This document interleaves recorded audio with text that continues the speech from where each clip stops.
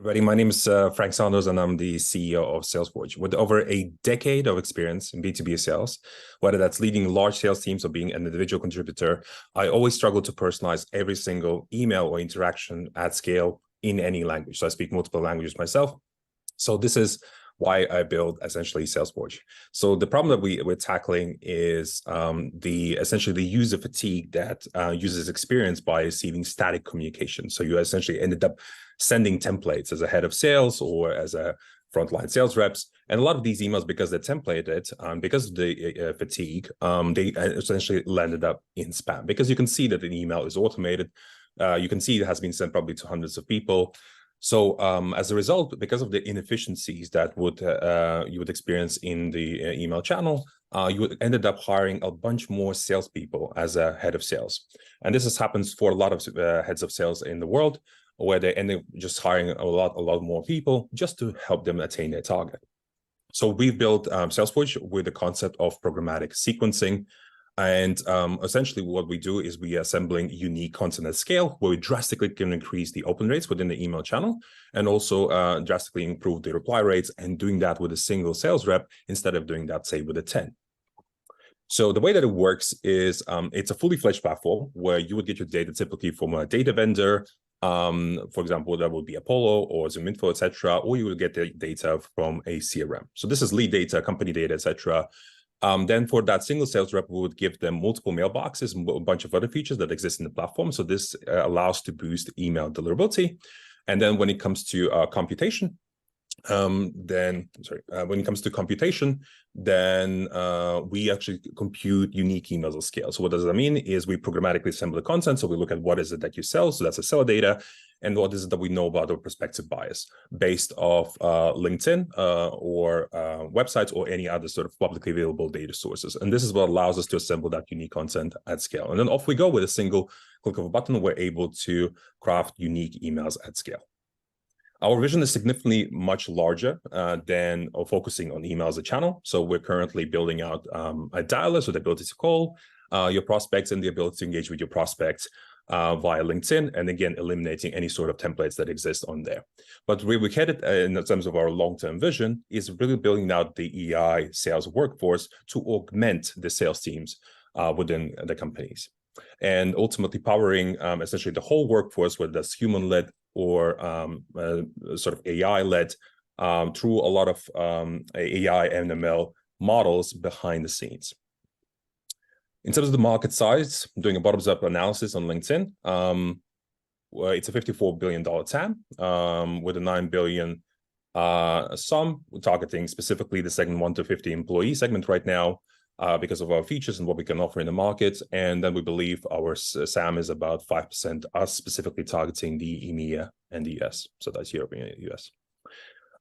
There are quite a lot of players in the market, though we do have our initial moat that that we have. So we have in the top left quadrant companies that really specialize in crafting unique emails, but a very small scale. And then in the bottom right quadrant, we have companies that specialize in large scale emails, but they're all templated. So we're essentially bridging the gap between the two quadrants, and that's where Salesforce was born. So the ability to programmatically send unique emails at scale. So like I mentioned, we're going after the SMB segments. We're doing a bit of a product and a sales-led growth.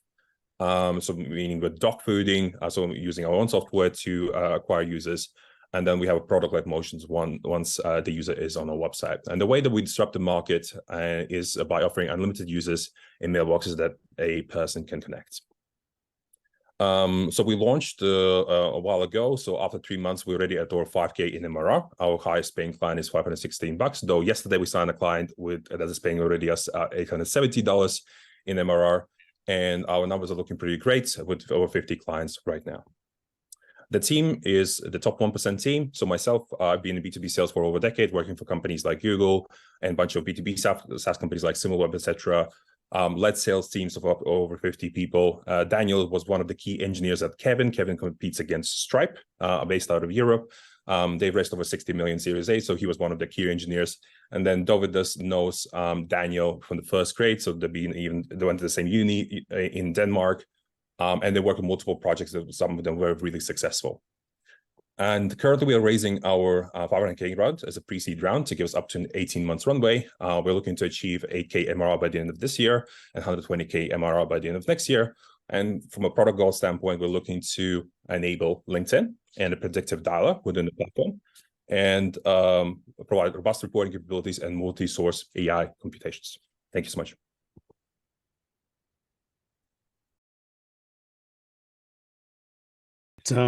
Thank you, Frank.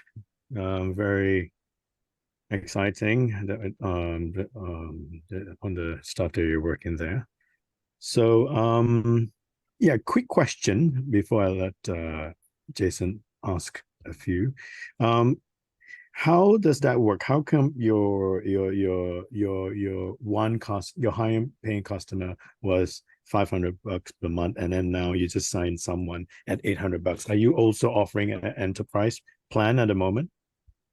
We operate a consumption-based pricing, so I see. which works really well in our favor. So that means we just have a client that has a requirement to send a large-scale, unique computations essentially to the recipients. So even though we are targeting the SMB market as smaller clients, this is actually within the segment that we're targeting. It's just that they have a very huge total addressable market that they're going after, and they need a platform that is able to deliver very good results from an open rate standpoint and from a reply rate standpoint.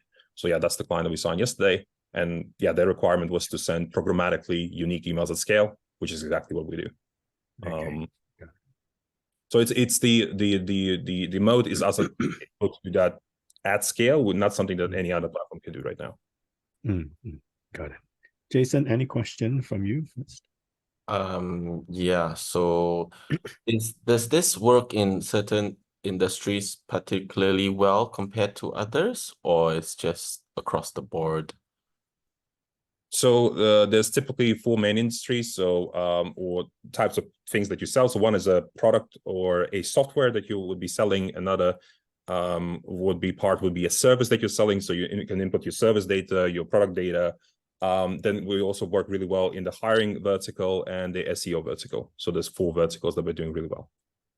And the idea is to verticalize the whole platform for each specific vertical going forwards.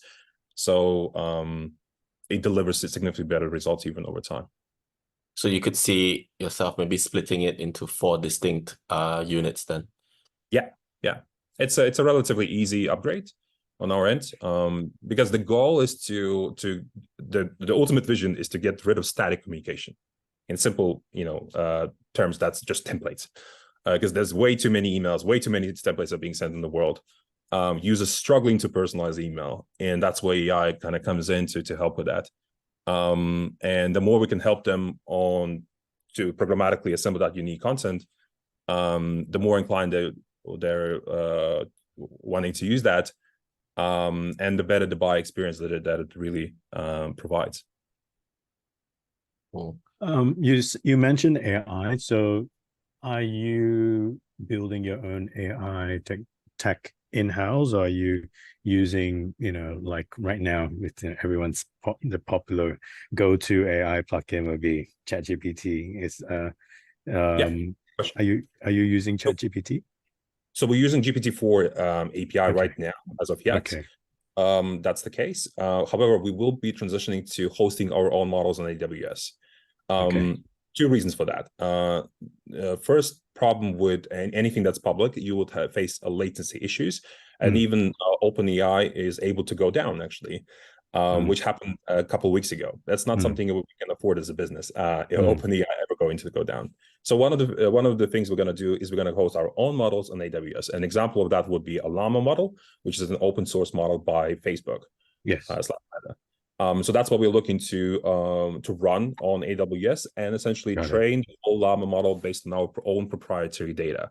So that proprietary data is essentially user activity within the platform. So them sending emails and the types of emails that they send. And what we're looking to do is we're looking to essentially cluster companies that exhibit similar traits. So let's say fintech companies going after e-commerce stores in Singapore. That's cluster data. So companies self-label them already in the platform. Then we're clustering these companies into a cluster, and then we're using a concept in machine learning called federated learning, and that just trains off siloed data sets within a cluster, and is able to have. And the reason why you're using a cluster approach is so that you can run ML models on top of that and Gen AI models. And that sort of output data would go back into the platform. So crafting emails based off that cluster. So essentially, in marketing, there's a concept where you combine sort of first-party data with third-party data. That's exactly what we're doing. So you're combining your first-party data with a third-party data of a cluster of similar companies, and that ultimately provides you a significantly better output from a better email copy and many other kind of prediction data that we can do within the platform. Right. So Daniel is leading this AI ML R&D in your team. Correct. Yeah. Got it. Okay. Jason, any question from you? Yeah. How big's the team now? There's just 3 of us. We're fully bootstrapped for now. Wow. Yeah, we haven't raised a single cent for the idea yet. So we started our fundraise about a couple of months ago. And so we're raising our first sort of proper pre-seed round of 500K right now. Could you go back the one slide on your fundraise? Sure. Yeah. So this 500K would help you achieve more than 10x, I guess. 14x, 8K to 120K MRR. Yeah, because we're able to be very efficient because we're dog fooding, as in we're using our own software to grow the business. So and because we're able to do that at scale, just like for the client that we signed up for $870, we use the same concept for ourselves, as in reaching out to people, showcasing the emails that we send. And what's since you're using on yourself, what's the conversion rate for your own self in terms of like hitting your targets, converting, like from people from opening their emails to actually subscribing to your services? What's your conversion rate? So typically the open rates within the email campaigns are 50 to 80% versus a benchmark of about 30% in the world. Then when it comes to the reply rates, so we're seeing a 2x lift versus using templates. So we run a bunch of large-scale tests, A/B tests, to understand what's the reply rate difference. And that is typically somewhere around 5% for ourselves, but can go up to 20+% in terms of reply rate. So it just really, there's another factor, which is the audience, so the people that you're targeting. So we don't provide our lead database within the platform, so that can have a major impact on the results. And in terms of the bottom funnel conversion, so for every so we're currently still doing demos of the platform with the prime reason to actually collect feedback from the users and to really know product market fits. And we're seeing about 20 to 30% conversion rates from that. So meaning, out of 10 meetings, 2 to 3 convert into a signed client. So yeah, so the reason why we're asking for the 500K is to work on some of the closed lost essentially opportunities. So that means, somebody would come to us and say, hey, this is an amazing product, but Frank, I would love if you had the dialer. So for the ability for me to call prospects. And without that, they would not go ahead. So because, really where we're headed with this whole solution is to go into the mid-market segment, because the SMB segment is going to churn and we want to avoid churn. So to avoid churn, your platform has to offer more than just, the email channel, because typically a serious business that's scaling, they're scaling through multiple channels, so email, LinkedIn, and phone, which are the 3 main channels in sales, and that's what we're looking to offer within the platform. Hence they ask for 500K. So if your primary go-to, your primary GTM strategy is using your own solution here, then how are you going to scale that beyond your email list? How are you going to compete with? I know that in your competitive landscape, like you may be differentiated, but if let's say they're dominating the market, then how are you still able to outcompete them with your current strategy? Good question. So I mentioned to you as part of our vision, we're looking to enable AI workforce. So this will be our long-term mode. So our goal is to augment sales teams that exist around the world with AI agents, essentially. Call them avatars, they're called also artisans recently, and many other different names. But there's multiple problems that companies face with CAC efficiency, and typically there's a huge headcount, specifically within the sales team. Salaries are rising due to inflation. It just becomes very inefficient to have a large headcount within sales. So the time is, ripe for, unlocking essentially AI agents to augment the sales teams, and in some cases actually to fully take over the sales team. So imagine some companies where the whole sales team is just run by AI agents that a company can set up within 10 minutes. So that's what we're looking to unlock actually also next year. And that will be our, moat in the market, because that's what will be something that will be very different to anything else that's available. So what's your current CAC right now, and as opposed to your future CAC when you want to deploy that, and then how can you still maintain, a good margin as you scale? So our current CAC is about $200. We don't expect the CAC to significantly increase, maybe up to $300. Our current LTV, well, predicted, because we haven't been in the business even for a year, but we predict our current LTV is about 1.5K. So we believe the CAC to LTV ratio will be still relatively healthy, because guess what? Just like we're using our own software to scale, we're going to be using our AI agents to scale further. And it's just, in the future, got a natural upgrade of what we do as a software. And that there's a huge appetite in the world for AI agents. And there's a few problems that you're solving that with it, really. So one is the human error that just naturally exists in sales. The second problem that you're solving with AI agents is the ramp-up period that you're fully eliminating. Because typically when you hire a sales rep, there's up to sort of 3 to 4 months ramp-up typically that you would need to assign to rep. Whereas an AI agent from day 0 could be off they go. They could, autonomously send emails, answer to objections. And we're already getting to a stage where there is a capability to also do a fully autonomous call. And that's what we're looking to enable within the platform. We're currently looking to augment that, because people still have to get used to the idea of essentially replacing partially the workforce, sales workforce, with AI agents. But we do see companies going forward to go fully on with the AI workforce as well. So last question before I pass the mic to Jason, just to play the devil's advocate here again.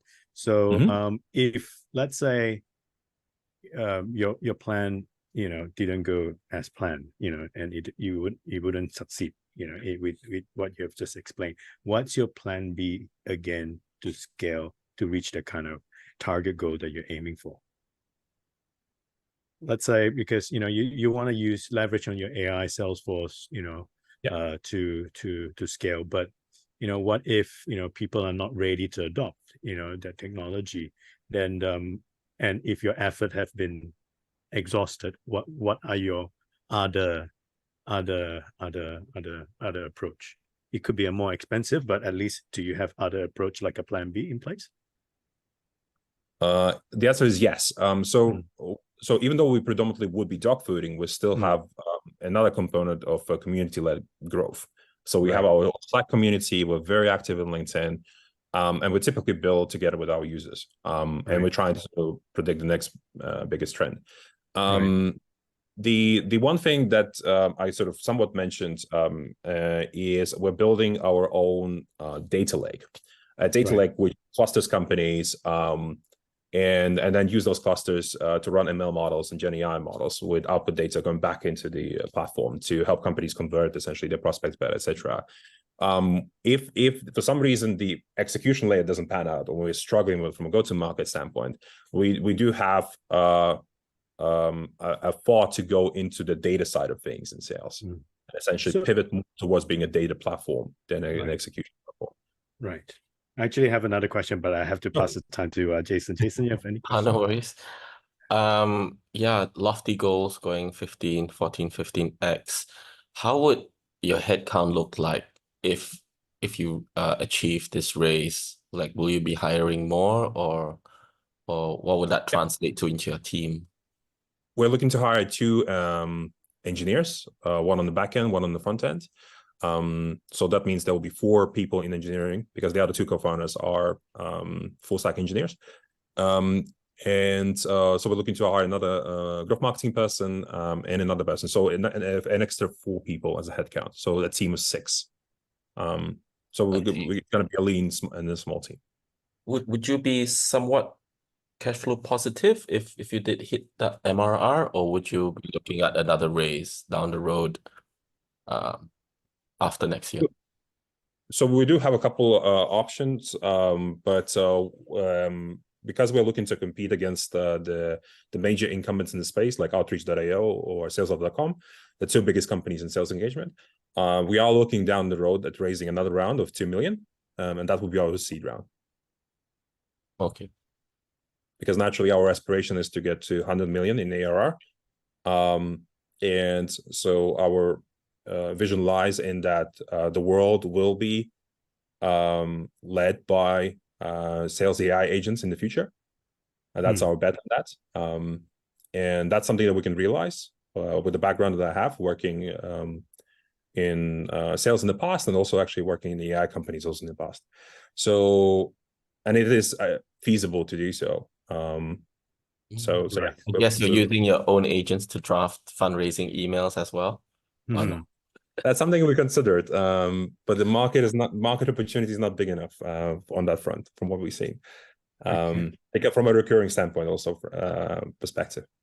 Typically, you fundraise, you do a one-off fundraise, and then you do another fundraise a year down the road, or 2 years down the road. But yeah. Our time's up, but I think we still got room for 1 or 2 more questions. I've got one last question, then maybe I'll let Jason, perhaps he may have one. So we ourselves are also building our own language AI, and so I'm interested to know, how are you building your AI to personalize winning, sales outreach email by training on, because you're using that large language model, so that means you will need training data. So what is your access to a large pool of successful converted sales conversion, kind of like email, because you will need those kind of email to train the AI. So I mean, how large is this data set, and I mean, is it sustainable for you to go forward as you scale as well? Because people will change, their need will change, and yeah. So imagine, so let's say currently we're processing hundreds of thousands of emails per day or sending, or rather we track all email conversation really. And then that email conversation is being processed for the benefit of the client. And so we process only non-PII data, so non-personally identifiable information, for the benefit of the client. So you mean you're in your model, your clients are giving you access to their email for you to train? Correct. Yeah. Okay. So because what you're doing with the platform, you connect your Gmail and Outlook accounts, or you connect via SMTP. We also have the vision to build our own email infrastructure to boost open rates even further, to have more control essentially around that. But yeah, we do have access to the emails, and okay. Yeah. And as you scale in Europe, just Europe alone, then how do you deal with the GDPR issue then? So it's GDPR compliant as long as you process non-PII data. I see. Okay, got it. Understood. So we don't care about names, surnames, email addresses. So it doesn't make any difference to our models. What makes a difference is, does the person start a conversation with saying hi, hey, hello, as a very simple thing. What drives actually better conversion rate? How do you start off with email? How do you what sort of signature should you have, etc.? Like what is the content that goes into an email that drives success? Okay. In a simple way. Data. Sorry, do you want to finish that? No, and that varies from industry to industry. So you have to label customers essentially. by essentially cluster or industries, essentially, because that will vary massively from industry A to industry B. So a platform has to label clients, which is what we already do. Clients self-label themselves in the platform, and then we simply cluster them together. Right. So based on my remarks earlier, so also you've got paying customers now. So how many of your paying customers are outside of your home-based market? That means outside of Lithuania, that people are actually, they understand that you GDPR compliant and they're happy for you to do this, like from other market, like maybe the Dutch, the British, and stuff. Like, can you shed some light on that? Yeah, majority of our clients, over 90%, are from outside Lithuania. Lithuania is not the market that we focus on, really. Right. US is our number one market, with over 50% of revenue coming from there. Yugoslavia. No, US.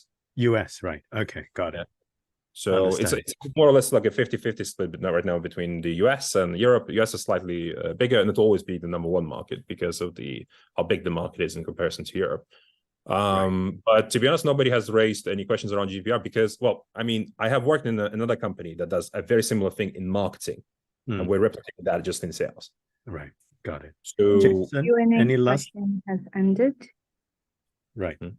Thank you, Sarah. Jason, any last question from you? No, I'm good. Okay. All right. Thank you, Frank. It's very exciting. Great question. Yeah. And thank you for getting up so early and doing this with us. And all the best, and with your fundraising effort as well. And good job, on your current traction. Thank you so much. Appreciate it. Thanks.